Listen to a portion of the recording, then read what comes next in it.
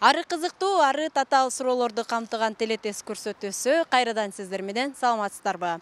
Кыргыз эли өзүнүн макалдарында не деген маани, не деген талим тарбияны камтып келген. Бүгүн биз макалдардан бир нече тесттик сурамжылоону түзүп көчүгө аттандык. Шаар тургундары макалдын түшүп калган бөлүгүн кандай улайт? Бул биз үчүн да табышмак. Андыктан биз менен бирге болсоңуздар, кызыктын баары алдыда демекчимин.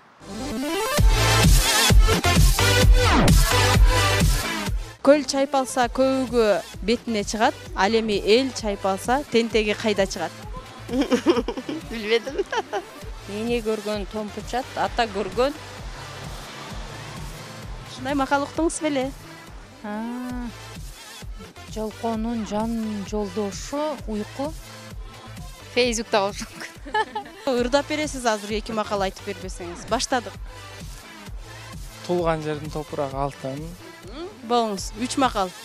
Карын сөзүн капка сал. Үчүнчүсүн кеттик. 1, 2, 3. Демек ырдап бересиз.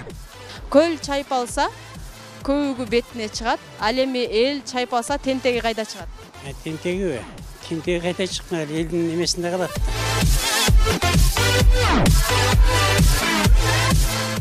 Өткөн көрсөтүүбүздө жалпы теле көрүүчүлөргө суроо узатып, анын туура жообун биздин Instagram баракчабызга жөнөтүүлөрүн өтүнгөн элек. Алгачкылардан болуп бизге өзүнүн туура жообун жөнөткөн замандашыбыз бар. Албетте биздин жаңырган сурообуз мамлекеттик тил гимнинин авторлору ким деген суроо болчу. Дал ушул биздин теле көрүүчүбүз өзүнүн жообун жөнөтүп көрсөтүүбүздүн жеңүүчүсү болуп, өнөктөшүбүз Семетей кинотеатрынан чакыруу билетине ээ болду. Эгер сиз дагы дал ушул сыяктуу белектердин ээси болгуңуз келсе, анда дароо азыр колуңузга кол телефонуңузду алыңыз дагы ЛТРдин Билим Илим каналынын Instagram баракчасына катталып туруңуз. Көрсөтүүнүн аягында сөзсүз түрдө сиздер үчүн суроолор жаңырып өтмөкчү.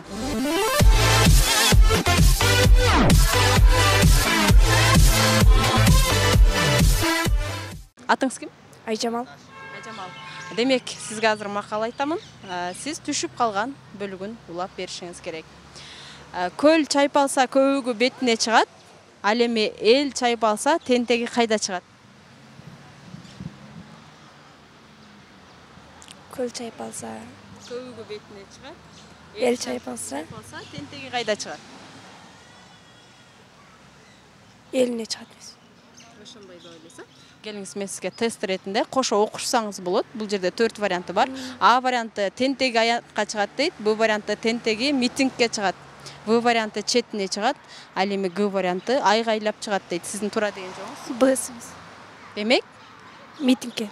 эл чайпалса тентеги Митингге чыгат. башка жоопко өтпөйбүз. Азаматсыз. Демек, сиз биз берген макалга мыкты деңгээлде жооп берейин деп аракет кылдыңыз. А бирок макалдын түшүп калган бөлүгүн туура эмес таптыңыз. Тилекке каршы сиз менен коштошобуз.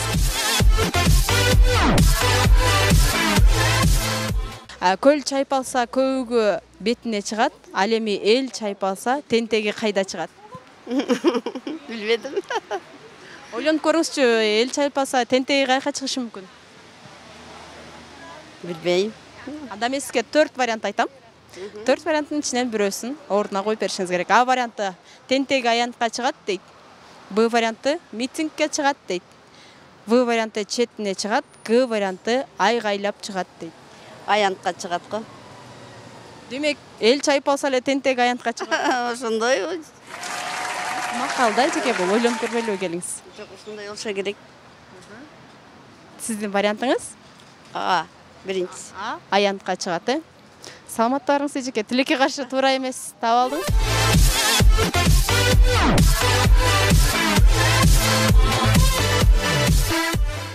Көл чайпалса көөгү бетине чыгат, ал эми эл чайпалса тентеги кайда чыгат? Тентеги кайда чыккан элдин немесинде калат да, көңүлүндө.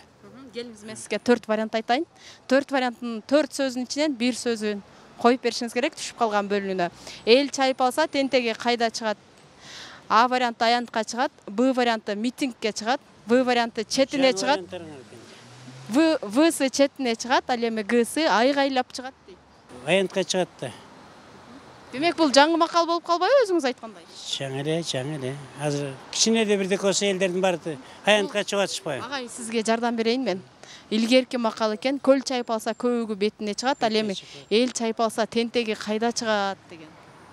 Илгерки экен бул. Илгерки кайда чыкмаган, элдин ичинде жаманаттап. Четине чыгат, айгайлап чыгат, митингке чыгат, аянтка чыгат дейт. Кайсы варианты туура? Айгайлаган. Айгайлап чыгат дейсизби? Саламатта барыңыз, бир аз туура эмес сулап койдуңуз.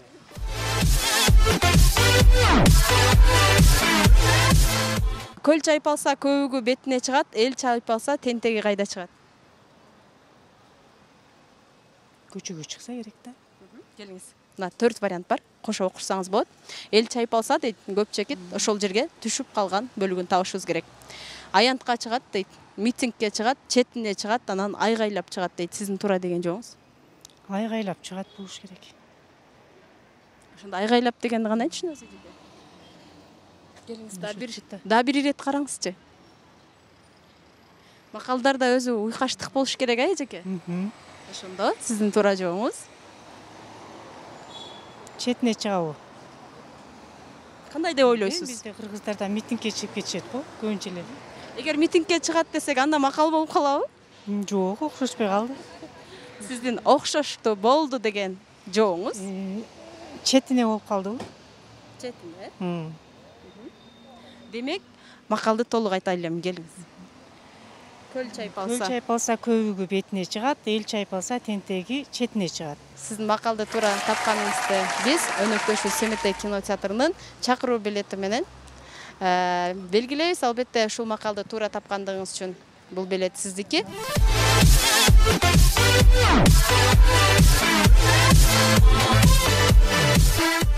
Бай билгенди кул билет, айтайын десе көпчекит. Бул жерде улап кетишиңиз керек.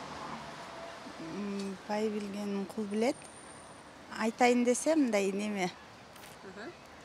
Азыр өзүм түшүнүп атам, просто мындай жеткире албайм. Айтайын десе эмне болот? Айтайын десе, мындай шанс жок, мындай эме да, мындай. Келиңиз, мен сизге жардам берейин. 4 вариант бар. 4 вариант окуйун.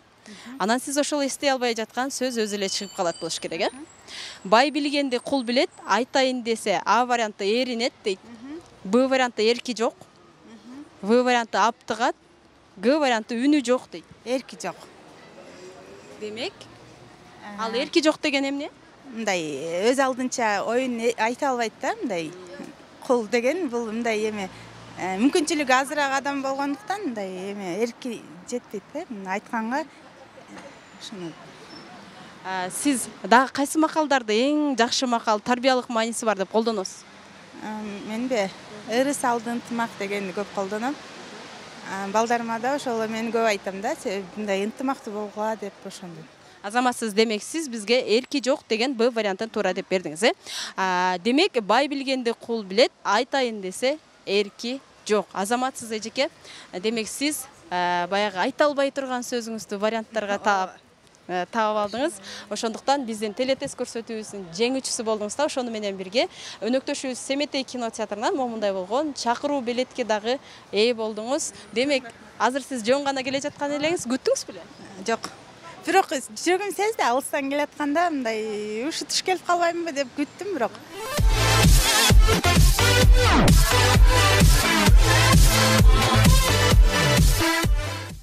Тест түрүндө ошол тестке карап эле анын туура жообун таап алсаңыз болот. Атыңыз ким?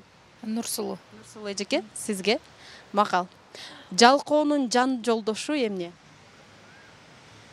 Жалкоонун жан жолдошу? Ушундай макал уктуңуз беле? Келиңиз, мен сизге 4 вариант айтамын. 4 варианттын ичинен бир жообу туура таап беришиңиз керек. Жалкоонун жан жолдошу А варианты Facebook дейт. Б варианты уйку. В варианты ушак, Г варианты досу дейт. Жалкоонун жан жолдошу уйку. Facebook'та болушу мүмкүн. Азыркы учурда Facebook деп ойлойсуз, бирок бул илгерки ата бабаларыбыздан калган макал. Ошондо сиздин туура деген жообуңуз уйку, ушак, досу, Facebook. Жалкоонун ушакта болушу мүмкүн, анткени ушакташып эле баягы жалкоолор ушакташып эле отура беришет да. Акыркы жообуңуз? Жалкоонун жандын жолдошу. Жалкоолонуп эле отура берсе ушакташат же уктайт да. Эки вариант. Бир вариантын айтыңыз. Уктайт. Уйку, Демек, жалкоонун жан жолдошу бул Уйку. азаматсыз. Мен бир нече ирет кайталап айтсам дагы уйку деген вариантка токтолуп жаттыңыз. Сиз биздин телетест көрсөтүүбүздүн жеңүүчүсү болдуңуз. Албетте сиздин өнөктөшүбүз, сизди биз өнөктөшүбүз Семетей кинотеатрынын чакыруу билети менен сыйлайбыз. Бул билет сиздики, жеңүүчү болдуңуз, алыңыз колуңузга. Учурда жүрүп жаткан кыргыз тасмаларын барып көрүп келүүгө мүмкүнчүлүк алдыңыз. Бир адамга. Бир адамга, макул.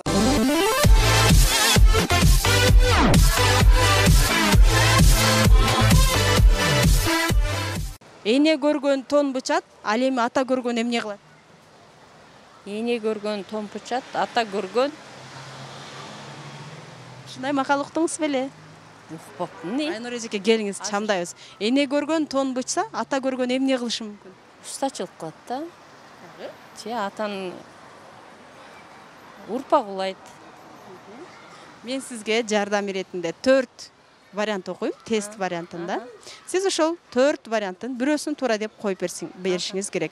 Эне көргөн тон бычат, ата көргөн айылчылайт дейт А варианты. Б варианты камчы үйрөт дейт. В варианты ок жонот. Г варианты ат багат дейт. Камчы үйрөт деген сөз. Демек, ал сөз кандай сөз болуп калышы мүмкүн? Камчы үйрөт деген эми кандай кыргыздарда илгирте мындай неме болуп келгенде ошол тарбиялап, жакшы жака үндөп, баласын тарбиялап, илгиркилер ошо үйгө деле камчы илип коюшкан го. Ошо камчыны Эжеке, негизи ошону көргөндө бала ошол сөздү эстеп, мындай атанын бир неме жакшы насаат сөздөрүн эстеп жүрсүн деген ойдо коюшкан да. азаматсыз жакшы түшүнүп берип атасыз, тарбиялык мааниси бар деп атасыз. А бирок биздин кыргыз элинин макалдарында сөзсүз бир уйкаштык бар, байкайсызбы? Бул жерде айтасызчы, эне көргөн тон бычат, ата көргөн бычат дегенге уйкаш сөз таппайлыбы, сизге жардам берейин мен. Азыр. Так, кандай десем, ат багат. Өзүңүз акыркы ушул жообум туура деңизчи, эжеке гана. Так, Ок жонот, ат багат. Тон бычат, эне көргөн тон бычат, ата көргөн камчы үйрөтөт да. Камчы үйрөтөт. Демек, мен ушул жоопту туура деп кабыл ала берейинби? Камчы үйрөтөт. Азаматсыз эжеке, бизге эң сонун тарбиялык мааниси бар сөз айттыңыз. Албетте бул сиздин сөздөрүңүздү көргөн жаштарыбыз ушул камчы үйрөт деген эмне дегенине дагы маалымат алып калды деп толук ишенип турам. А бирок сиз Туура эмес. макалдын түшүп калган бөлүгүн туура эмес таптыңыз. Бирок камчы үйрөт деген биз сөз айкашыбызга эң сонун маалыматтарды берип өттүңүз. Тилекке каршы программанын шарты боюнча сиз менен коштошомун. Эне көргөн тон бычат, ал эми ата көргөн деген макалды улап беришиңиз керек. Эне көргөн тон бычат, ата көргөн билбейт. Мен сизге 4 вариант айтамын. Мүмкүн болсо кошо окушсаңыз болот. Ушул варианттын ичинен бирөөсүн тандап бересиз. Ата көргөн айылчылайт. Б варианты камчы үйрөйт, В варианты ок жонот, Г варианты ат багат дейт. Сиздин туура деген жообуңуз? Ат багат болсо керек. Ат багат. Дагы ойлонуп көрөлүчү. Мындай көрсөм болобу? Болот. Айылчылабайт, камчы үйрөт, ок жонот, ат багат. Же ок жонот. Шөкөн бирөөсү да. Ат багатпы, ок жонотпу? Ок жонот болсо керек. Ок жонот. Болсо керек ошондойбу? Жок, ошондой. Ишенимди айтып жатасызбы? Ооба. Азаматсыз. Демек, мен кайра-кайра сураганымдын себеби да мына ушул эле. Эне көргөн тон бычат, ал эми ата көргөн ок жонот экен. Да бир-эки макал айтып бериңизчи, болбосо ырдап бересиз азыр 2 макал айтып бербесеңиз. Баштадык. Тулган жердин топурагы алтын. Болуңуз. 3 макал. Карынын сөзүн капка сал. 3-сүн кеттик. 1, 2, 3. Демек, ырдап бересиз. Жылуулук дүйнө сендеги, жүрөктүн кылын термеди, сүйүүнү кайдан сезмекмин эй сүйбөсөм эгер сүйбөсөм эгер мен сени. Азаматсыз. Демек сиз бир гана биздин берген макалыбыздын түшүп калган бөлүгүн гана ырдап бербестен макалда айтып бердиңиз. А берилген убакытта макал айта албай калгандыгыңыз үчүн эң мыкты обонду ырды дагы аткарып бердиңиз. Эми сизди сөзсүз түрдө бир жакшы биздин өнөктөшүбүздүн билети менен сыйлап койбосок болбойт. Биздин өнөктөшүбүз Семетей кинотеатрынан сизге чакыруу билет. Албетте сиз эне көргөн тон бычат, ал эми ата көргөн ок жонот деп туура таптыңыз.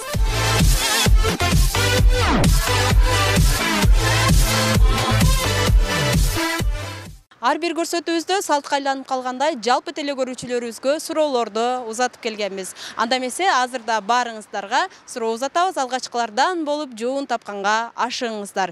Бүлүнгөндөн эмне алба? Демек, макалдын түшүп калган бөлүгүн сиздер улап айтышыңыздар керек. Бүлүнгөндөн эмне алба? А варианты убада алба, Б варианты бүлдүргө алба, В варианты чычала алба, эми Г варианты карыз алба. Демек, сиз ушул 4 варианттын кайсы жообу туура деп эсептесеңиз, дароо жазыңыздагы Алгач биздин Билим Илим каналынын Instagram баракчасына катталып, андан кийин өзүңүздүн эң туура деген жообуңузду узатсаңыз, биздин өнөктөштөрүбүздөн эң сонун белектерге ээ болуу мүмкүнчүлүгүңүздөр бар. Сиздер 20 мүнөт бою телетест көрсөтүүсүн көрдүңүздөр. Кайрадан эфир аркылуу амандашканча саламатта туруңуздар.